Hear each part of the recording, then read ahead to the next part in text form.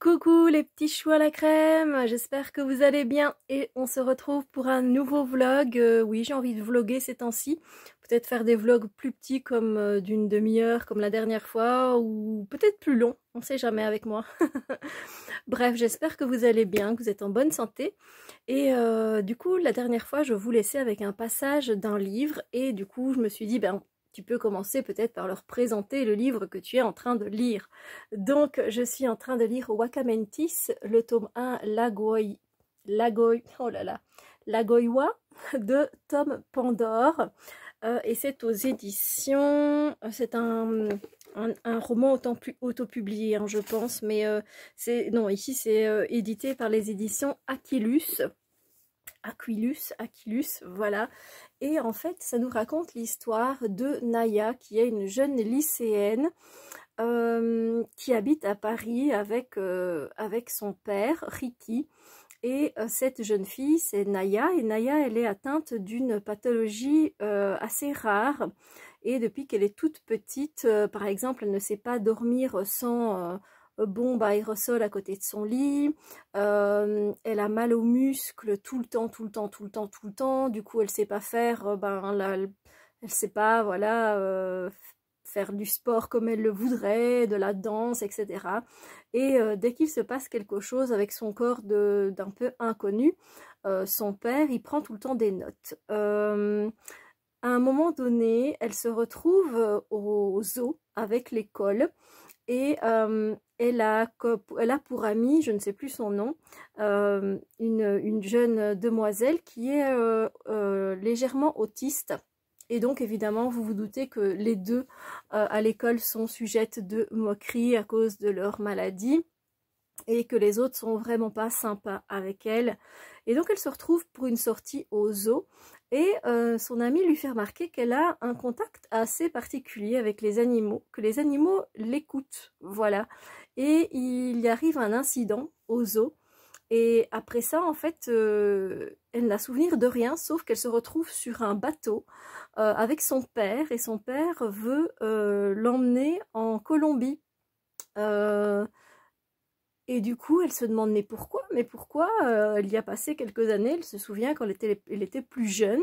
Et puis, à un moment donné, le bateau fait naufrage et je vous laisse là avec la suite parce que je ne peux pas vous raconter la suite justement parce que sinon je vous dévoilerais beaucoup trop de choses. C'est un livre fantastique, on est dans un monde fantastique que j'aime assez bien. Voilà, j'avoue que j'ai envie de savoir la suite, j'ai envie d'y retourner. Il y a des épreuves et je trouve que Tom Pandore, celui qui a écrit ce livre, l'auteur du livre, il est à mon avis un peu spirituel, c'est pas possible autrement, il doit être branché, connecté comme on dit, parce que voilà, par rapport au passage déjà que je vous ai raconté, les Pléiades, etc. Et il y a d'autres choses aussi avec l'énergie, etc. Donc c'est vraiment intéressant, c'est vraiment sympa, c'est pas un gros livre. Il fait combien de pages celui-là? Bon, il doit faire 300... Ouais, c'est pas énorme, hein, 340 pages, quelque chose comme ça. Donc voilà pour le premier tome. Et franchement, ça me plaît bien. Voilà donc pour la première séquence de ce vlog. J'espère que ce vlog vous plaira. N'hésitez pas à partager vous aussi ce que vous avez à partager. Ça me fait toujours plaisir. Je vous dis à bientôt pour une autre séquence. Du coup, coucou, vous vous retrouvez près de moi. Alors là, vous allez assister à un des plus gros hauls deck que j'ai fait de jeu. Est-ce que vous êtes prêts? À mon avis, vous n'êtes pas prêts.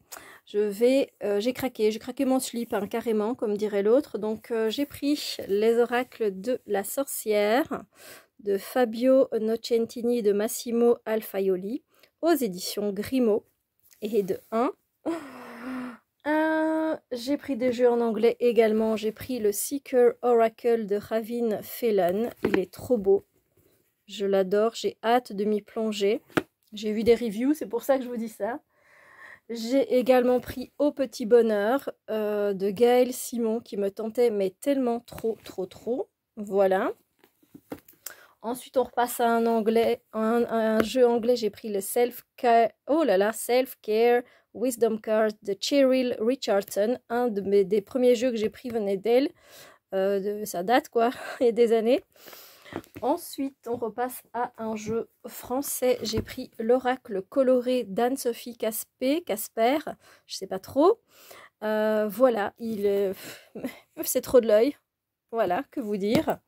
Ensuite, on repasse à un anglais et du coup, j'ai pris The Messages from the Ancestors Oracle de Dr. Stephen Farmer que j'adore. J'adore ce qu'il fait. Donc voilà, ici, il y a plusieurs artistes qui ont collaboré pour ce jeu. Et le dernier que je ne pouvais absolument pas louper en français, c'est Infinitude, éclairer le chemin vers la connaissance de soi, évidemment avec les belles illustrations de Mira et de Samuel Gian Gutenberg. Voilà, comment ne pas tomber en amour avec ces jeux qui sont tellement intéressants. Il y a 75 cartes, il y a de quoi faire pour travailler sur soi. Donc voilà, j'ai carrément craqué mon slip. Après, je dois me calmer et je n'ai acheté qu'un seul livre, voilà, qui est un 3e tome. Donc voilà, en poche en plus, genre je me déculpabilise toute seule. Mais voilà, je suis très contente de mes achats. Je ne sais pas quand je vais me plonger dans tout ça. J'en ai quand même quelques-uns. J'en ai tellement à me plonger dedans. Donc voilà. Mais dites-moi si vous avez craqué vous aussi pour un de ceux-là ou pour des autres. Dites-moi tout en commentaire. Bisous!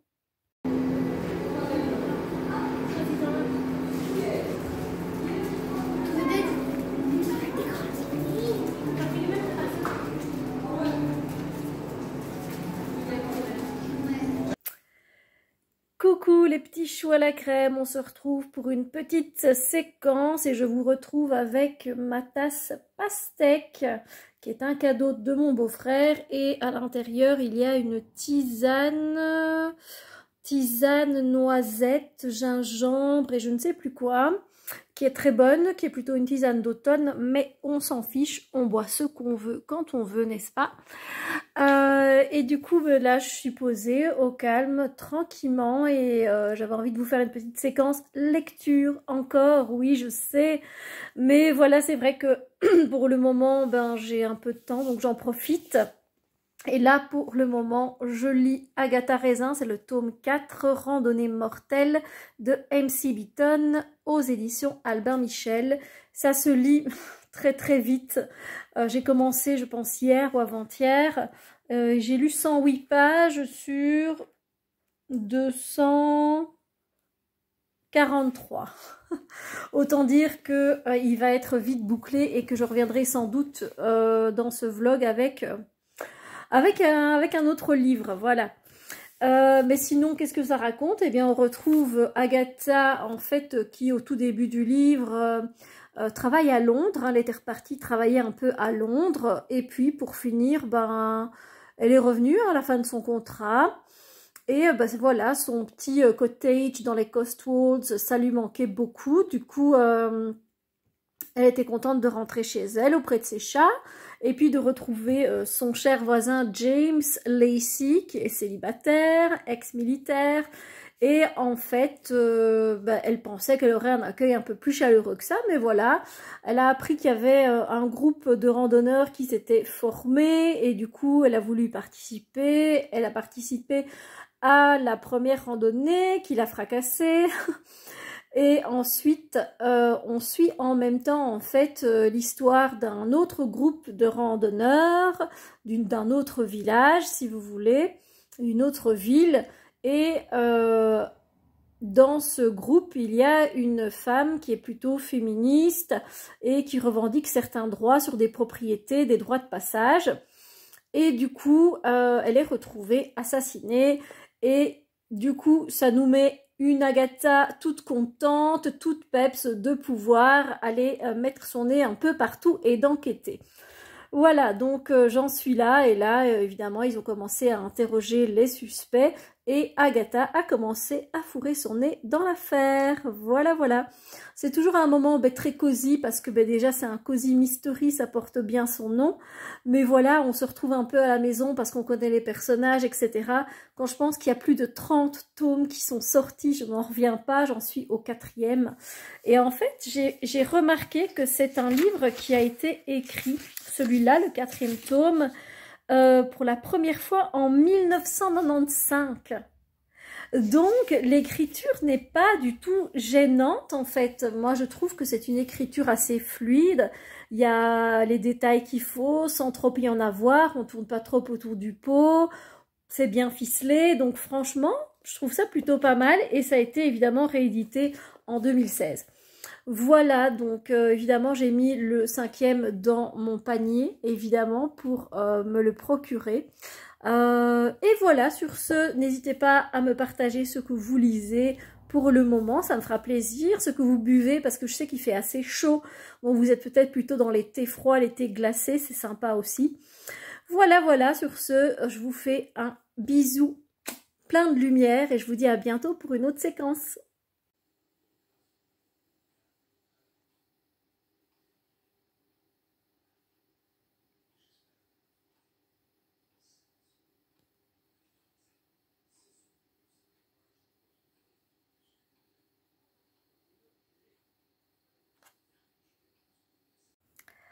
Hey, coucou, une nouvelle petite séquence. Aujourd'hui, j'avais envie de vous présenter les jeux avec lesquels je travaille pour le moment. Ici, on a le John Bower Tarot aux éditions Lo Scarabeo, et c'est de John Bower, je suis pas sûre. On a le petit livret qui est là. Alors, le petit livret, il raconte pas énormément de choses, hein. Chez Lo Scarabeo, c'est très succinct.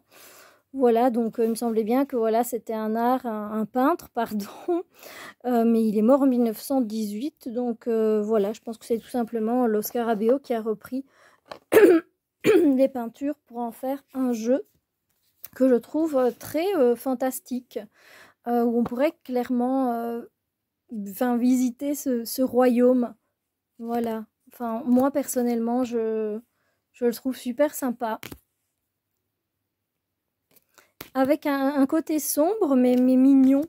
On a des choses, des créatures qui sont différentes, qui sont particulières. Pardon. Et c'est clair qu'il nous emmène, hein, il raconte beaucoup d'histoires, ce jeu. Vous pouvez clairement raconter des histoires avec ce jeu. Mais le côté royaume, fantastique, il est là. La magie, elle est là aussi.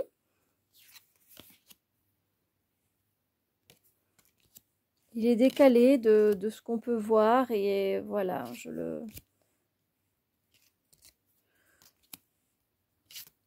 trouve beau. Il a un certain charme. Voilà, n'hésitez pas à me dire ce que vous pensez de ce jeu. Je suis déjà moi-même intriguée par... il est intriguant, c'est un jeu intriguant. Voilà. J'avais envie de le ressortir, ça faisait longtemps. Donc voilà.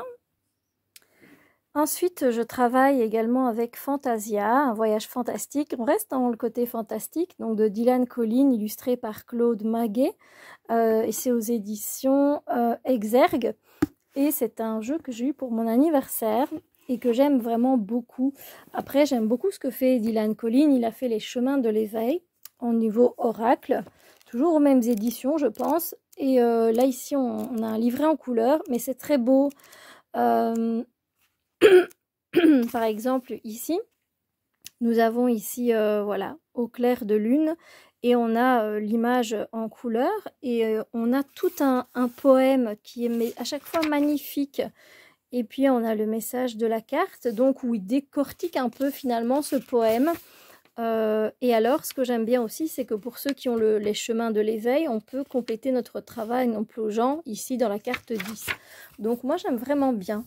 Je trouve ça très très bien fait, très intéressant. Et puis, bah, les cartes, elles sont très très belles, elles sont très parlantes, elles sont lumineuses. Et c'est vrai qu'elles nous emmènent voilà, dans différents mondes.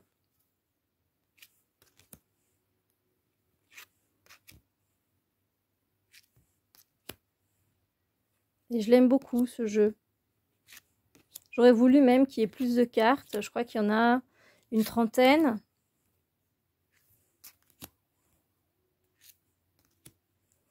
Mais voilà, c'est un jeu qui me parle beaucoup. Donc voilà, je ne sais pas ce que vous avez comme... avec quel jeu vous travaillez pour le moment.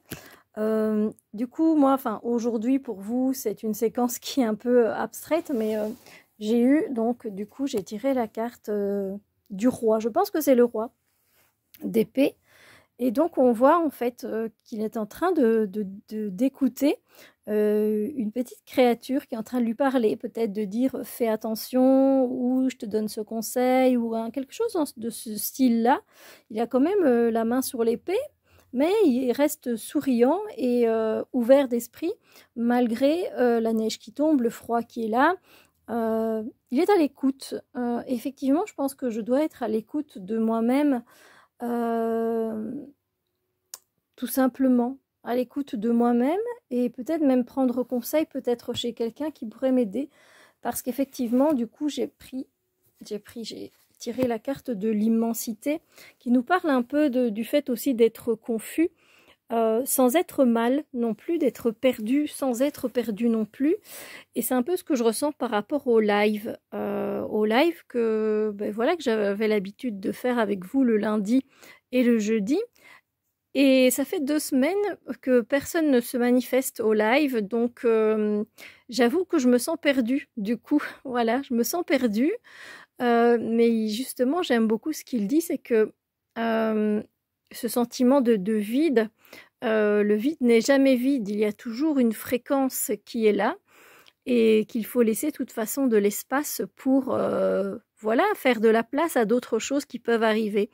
Mais voilà, néanmoins, je sais que le fait de ne plus faire de live me travaille quelque part, hein, c'est mental, hein, donc c'est les épées. Donc voilà. Et puis dites-moi un petit peu vous aussi ce qui se passe, pourquoi peut-être vous ne pouvez pas participer au live, c'est juste un passage, j'ai du mal. Ce serait peut-être bien que je fasse un tirage peut-être pour voir un petit peu, parce que il y avait pas de raison particulière, on se retrouvait tout à un moment donné et on avait toujours de très bons moments, c'était toujours très agréable. Donc voilà, je ne sais pas, cette interruption est un peu particulière sans que je la sente malveillante. Donc voilà, sur ce, je vous fais plein de bisous lumineux, je vous dis à bientôt. Coucou les jolis cœurs, ici je vous retrouve pour un petit book haul. J'ai craqué pour des livres de poche. J'avais envie de livres en fait qui m'emmènent quelque part en été. Alors clairement je ne vais pas tous les lire en été, on est d'accord, mais des livres comme ça qui vous dépaysent. Vous voyez, vous allez un peu partout. Si vous avez des idées de livres d'ailleurs comme ça, qui nous emmènent dans différents pays, parce que là c'est vraiment de pays qu'il s'agit, dites-le moi parce que ça m'intéresse. Donc voilà. Alors, le premier, vous voyez, c'est Les Divines Glaces à l'italienne d'Anna, et c'est de Abby Clemens, c'est aux éditions Pocket. Et donc ici, on va se retrouver avec Anna, qui se consacre avec passion à la boutique de crème glacée héritée de sa grand-mère, tout en guettant les premiers pas de sa fille Isabella.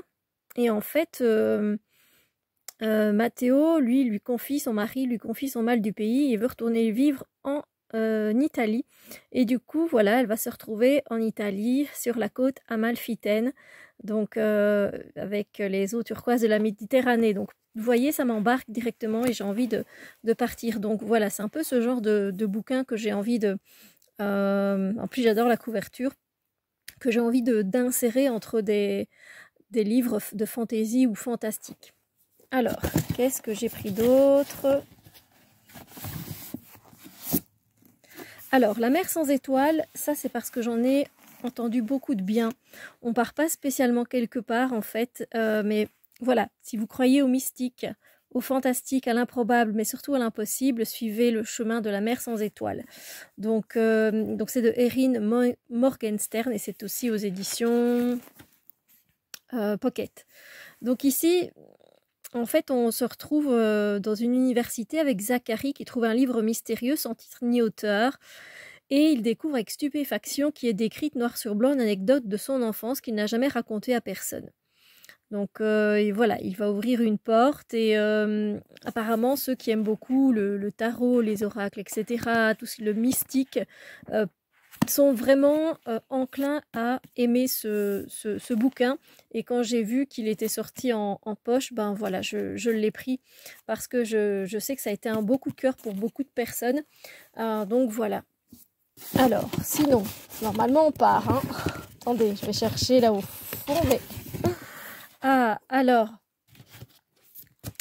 l'irrésistible histoire du café myrtille de Mary Sims aux éditions Pocket, ou encore et toujours. Déjà, les couvertures sont très très jolies. Et ici, on va se retrouver en fait d'abord à New York, et puis en fait, elle va aller, donc vous le voyez ici, sur une ville côtière du Maine, et c'est une avocate. Et puis pour finir, je pense qu'elle va...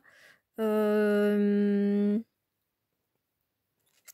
ne sais plus. Enfin bref, ça avait l'air assez, assez intéressant. Donc avec son aïeul aussi, une histoire un peu avec le passé. Donc voilà, Café Myrtille, ça m'a bien emballé.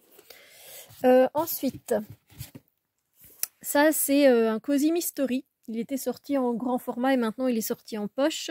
Donc c'est Bretzel et beurre salé, une enquête à Locmaria de Margot et Jean Lemoal. Et c'est au livre de poche. Voilà. Donc évidemment, bretzel et beurre salé, on se retrouve en Bretagne. Hein. Il n'y a pas de... Voilà. Donc au Finistère, village du Finistère, restaurant de spécialité alsacienne, nanana. Voilà. Qui arrive et on se retrouve ici avec un Cozy Mystery, mais moi j'ai hâte de me plonger, vous voyez, dans ces ambiances un peu différentes, un peu tous ces endroits différents, voilà, la côte amalfitaine, la Bretagne, ici on va aller sur le Maine, de New York au Maine, ici je ne sais plus où on est exactement, mais bon, voilà. Donc vraiment, si vous avez des conseils comme ça, d'endroits pour me faire voyager, j'ai vraiment envie. Du coup, on se retrouve ici au Japon, vous l'avez deviné, avec la papeterie Tsubaki d'Ogawa Ito. Et c'est piquier poche. Et là, évidemment, oui, j'avais envie de me retrouver autre part aussi. Et ça donnait envie, en fait, ce côté papeterie aussi, un peu différent de boulangerie ou tout ce qu'on peut voir aussi. Donc ici, Atoko a 25 ans et la voici de retour à Kamakura dans la petite papeterie que lui a léguée sa grand-mère. Le moment est venu pour elle de faire ses premiers pas comme écrivain public car cette grand-mère, une femme exigeante et sévère, lui a enseigné l'art difficile d'écrire pour les autres, etc. etc. Ça a l'air beau et intéressant et on voit là, il y a de la calligraphie, vous voyez, donc je sais pas, je pense que ça va m'embarquer. Donc voilà, c'est pour ça aussi que je l'ai choisi. Et le dernier, du coup... Ah non, donc il m'en manque un en fait. Je voulais vous montrer un autre. J'ai pris le macaron meurtrier, les enquêtes de Julie de Anna T. Drew aux éditions Harper Collins Poche. Mais il y en avait un autre qui devait venir avec et c'est la petite librairie de Montmartre. Donc voilà, on se retrouvait à Paris et ça avait l'air sympa aussi. Ici, donc c'est encore un Cozy Mystery, mais on se retrouve au cœur de la Provence, voilà. Et donc effectivement, c'est une jeune femme qui donc se retrouve en Provence avec une pâtisserie et du coup, je suis contente. En fait, celui-là, il était en grand format aussi, comme celui-ci, et il est sorti en poche. Et donc, j'aime beaucoup, moi, les Cozy Mystery. Je passe toujours des bons moments, donc j'espère que ça va être sympa. Donc, voilà. Et normalement, devait se rajouter, mais il n'y a plus de livres, il arrivera sans doute après, devait se rajouter à ce book haul. Donc, celui à une petite herboristerie à Paris. Voilà. Donc, j'espère que ça vous a plu, que ça vous a donné des idées de lecture. Et si vous en connaissez aussi, dites-moi, ça me fera plaisir. Merci, à plus tard. Hey, coucou les jolis cœurs, on se retrouve pour une petite séquence avec les jeux que j'utilise pour le moment. Donc j'utilise The Complete Arthurian Tarot. Donc j'adore, ce livre c'est une bombe. J'aimerais tellement que ce soit traduit en français parce que il y a toute une quête en fait avec c'est pas la quête du Graal, mais c'est une quête quand même avec plusieurs leçons comme ça et on a plein de questions. C'est tellement bien fait, j'aime vraiment beaucoup. On a des questions, enfin c'est un livre qui a été écrit très tôt. Voilà, ça fait très longtemps que je l'ai aussi. Mais j'aurais tellement voulu qu'il soit traduit. Donc la première édition c'est 2014 quand même, donc voilà. 2006? Non, ça c'est les cartes d'illustration. Et 2014. Donc voilà, ça date, mais enfin, il n'a rien perdu en tout cas pour moi de son charme. C'est vrai que les cartes, elles s'abîment au fil du temps parce que c'est pas une qualité top. Mais enfin, moi j'aime vraiment beaucoup. Il y a peu de personnages d'ailleurs dans ce jeu. On en trouve quand même, hein, mais on a aussi beaucoup d'espace. Et moi c'est ce que j'aime en fait. Ce sont les espaces. C'est magnifique. On sent hein, cette légende arthurienne clairement qui est là, qui prédomine.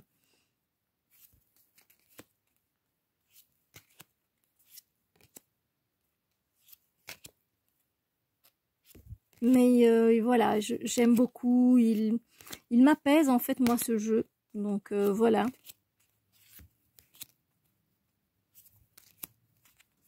Je ne sais pas ce que vous en pensez. N'hésitez pas à me le dire dans les commentaires, hein, si vous aussi vous l'avez et que vous aimez l'utiliser. Et qu'est-ce qu'il vous apporte, vous, de votre côté. Voilà. Et alors, en parallèle, j'utilise également l'oracle des cœurs vaillants de Gabriel Sanchez. Et là, je ne l'ai pas dit, c'est de Caitlin et John Matthews. Évidemment, ben... Voilà, l'oracle des cœurs vaillants, vous connaissez. J'adore cette couleur de... Enfin là, vous voyez que dalle en fait. Parce qu'il y a le soleil. J'aime beaucoup cette façon de voir, voilà, le cœur du monde. Le cœur modéré. Enfin, j'ai fait une vidéo. J'essaierai de vous la mettre en lien. Si vous avez envie d'aller voir ce que ça donne. Le cœur de papier. Le cœur endeuillé. Le cœur gourmandise. Voilà, le cœur serrure, le cœur coton.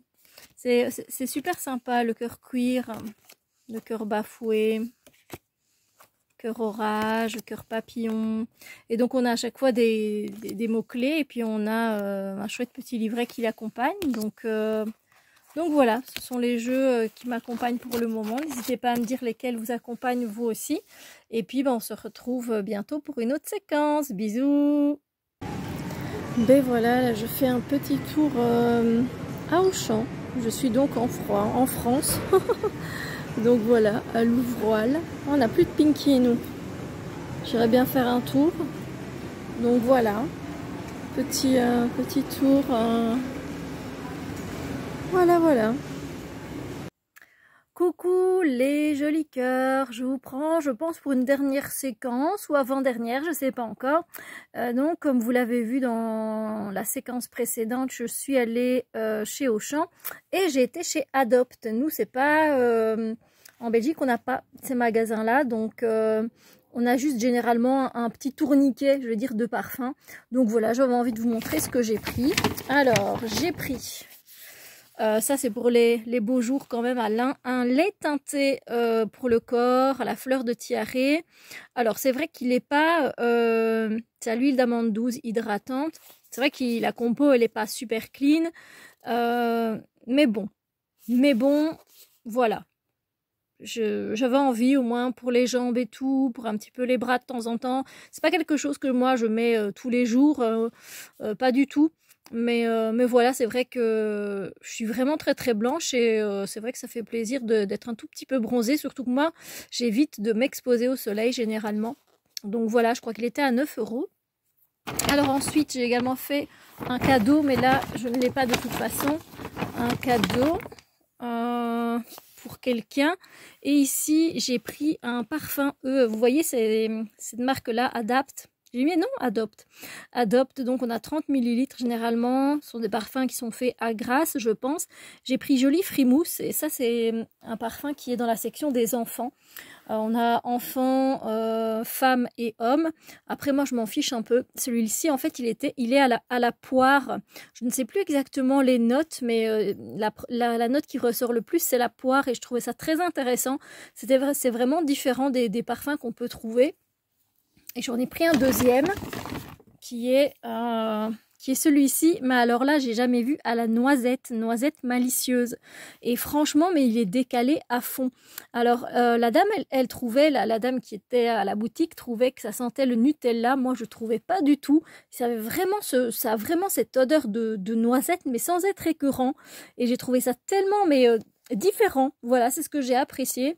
Et comme c'est des 30 millilitres, ben voilà, ça rend tout de suite, on se sent un peu moins coupable. C'est 9 € quand même. Moi, quand je les ai connus, ces parfums-là, ils étaient à 4-5 €, pas plus. Donc voilà. Ils ont vraiment une grande gamme de parfums. Donc si vous avez envie de changer, si vous êtes quelqu'un comme moi qui changeait souvent de parfum, je pense que voilà, ce format-là peut vous convenir. Et alors, j'ai pris ça par contre je suis contente qu'il ait la compo est quand même cool.